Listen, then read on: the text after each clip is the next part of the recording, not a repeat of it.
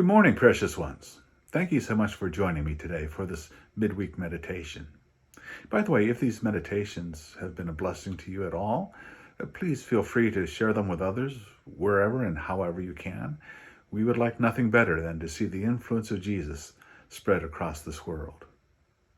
Most people feel someone has to be spectacularly gifted in order to make a difference. The people who have shaped our world have done so because of their amazing talents and abilities, yes?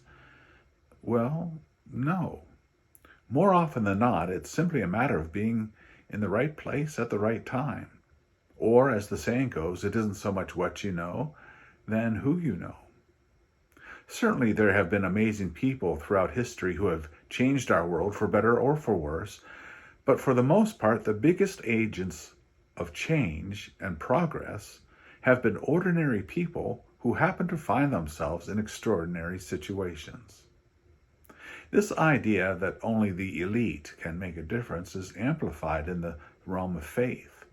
Certainly God can use only people with amazing faith to move the kingdom forward. Without a doubt, you have to be some kind of super holy saint to be of use of God. Well, dear friends, Scripture, history, and experience say that's simply not the case.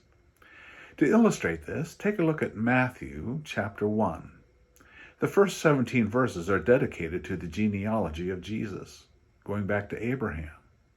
Most people, when they encounter this passage, skip right over these verses thinking they have nothing to offer us. Just a bunch of names of people we don't know. Certainly, this has no meaning for us, yes? But we would do well to take a closer look at who these people were and the role they played in shaping the most important genealogy the world has ever known. Genealogy was and still is very important in the Eastern world, and the Hebrews were no exception.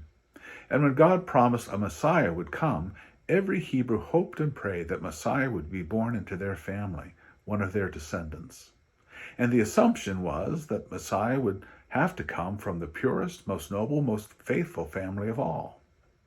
But looking at this genealogy in Matthew, we see this is not the case. Yes, King David is listed there, and for good reason.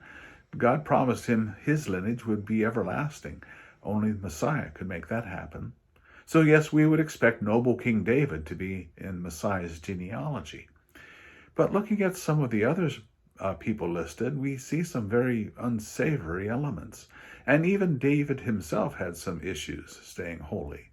Solomon, for instance, was the illegitimate son of David and the wife of Uriah. You know how tawdry that story is, don't you? There are some other royals listed in Matthew 1, some of them good, others very, very bad. Ahaz was probably the worst king Israel ever had. The evil he did and the idolatry he committed along with his wife Jezebel was unsurpassed in the history of Hebrew kings. So why is he in the lineage of the holy Messiah? Going back further, Matthew lists the name of several women. It was unusual to list women in a genealogy, but some of them are included, perhaps for a reason. One of the women named is Ruth. Now, Ruth was not a Hebrew. She was born a Gentile. What in the world is a Gentile doing in the lineage of the holy Hebrew Messiah? Another woman is named Rahab. Not only was she a Gentile too, but she was a prostitute by profession. Do you see where this is going? God uses people who are far from perfect, not even close to being holy, to accomplish his holy purpose in our world. It was this flawed group of people God used to establish the right of kingship for Jesus the Messiah. Look, we all have a past. We have all fallen short of the glory of God. You might believe your past disqualifies you from being of use in God's kingdom. It simply isn't true. Believing in Jesus makes that past go away. You are adopted as a holy and blameless child into the family of God. And with that pedigree comes certain obligations.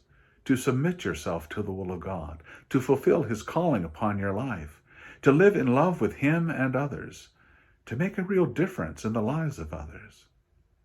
Your past is a non-issue to God. And it certainly doesn't disqualify you for service. When the opportunity to serve arises, When you find yourself at the right place at the right time, be sure to do the right thing. You just might change the world when you do so. God bless you, dear ones. We will see you soon.